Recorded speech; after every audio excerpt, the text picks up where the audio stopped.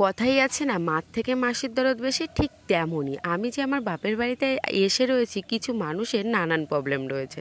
তারা হয়তো ভেবেই নিয়েছে আমি আর হয়তো যাব না, কারণ এইবার বাপের বাড়িতে এসেছি বড় ট্রলি ব্যাগ, তার সঙ্গে বড় একটা ব্যাগ নিয়ে, মানে অনেক জামা প্যান্ট নিয়ে। তাই অনেকেই ভাবনা চিন্তা করেই নিয়েছে, দেখেই নিয়েছে এ হয়তো যাবে না। তো আমি যাই কি না যাই সেটা সম্পূর্ণই আমার ব্যাপার। যতক্ষণ আমার বাড়ির লোকের কোনো প্রবলেম নেই, তাহলে তোমাদের কেন এত প্রবলেম? তো যাই হোক, চলো ভিডিওর এন্ট্রোটা দিয়ে দিই। নমস্কার, কেমন আছো সবাই? আশা করি সকলেই ভালো আছো। আমার চ্যানেলে প্রত্যেককেই স্বাগত জানিয়ে আরও একটা নতুন ভিডিও শুরু করছি। আজকেও ঘুম থেকে লেট করে উঠেছিলাম, তো যাই হোক তাড়াতাড়ি করে ছাদে গেলাম। ছাদের পরিবেশটা দারুণ ছিল। আর এখানে আসার পরে এত পরিমাণে ঘুম বেড়েছে কি আর বলবো, ঘুম থেকে উঠতেই মন চায় না। দাদা এসে ডাকে, কখনো বাবা মা ডেকে কিন্তু তুলে দেয়।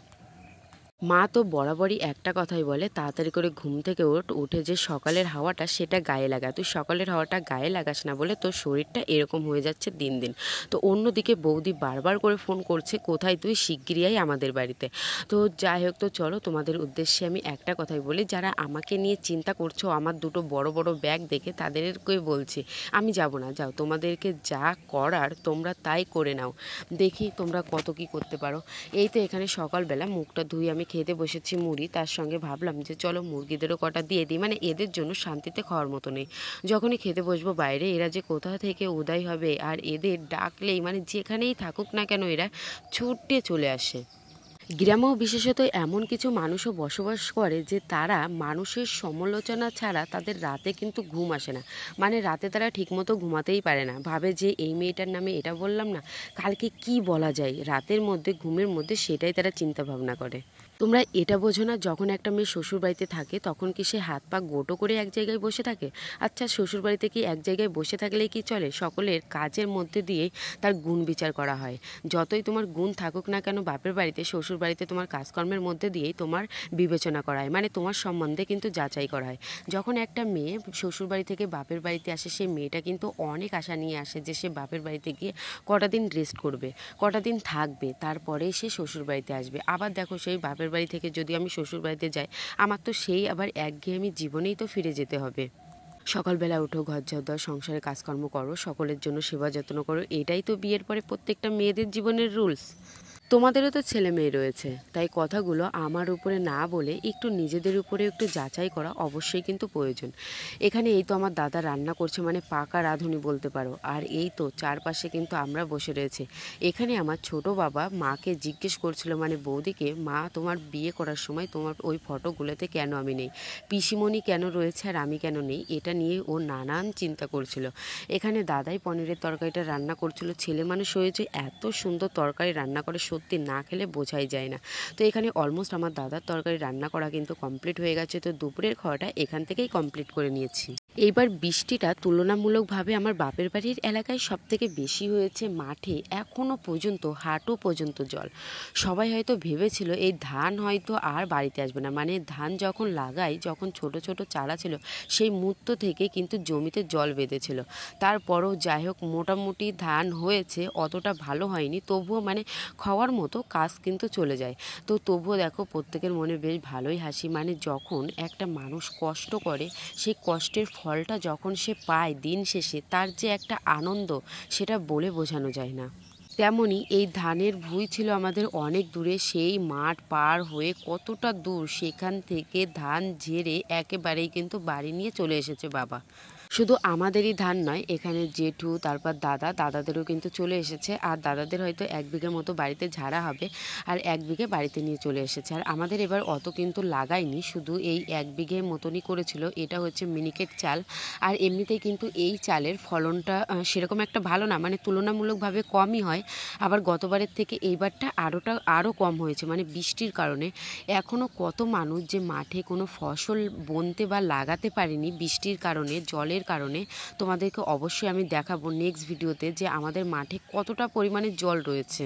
প্রত্যেকটা চাষি কিন্তু নির্ভর করে তার এই ফসলের উপর, কিন্তু যখন সেই মাঠে জল বেঁধে থাকে বা তুলনামূলক অসুবিধার কারণে কিছু লাগাতে পারে না বা বুনতে পারে না, ঝড় বৃষ্টির কারণে, প্রাকৃতিক দুর্যোগের কারণে যখন সেই ফসলগুলো খারাপ হয়ে যায়, তখন যে তাদের মাথার যে দুশ্চিন্তা, সেটা কি আর বলবো।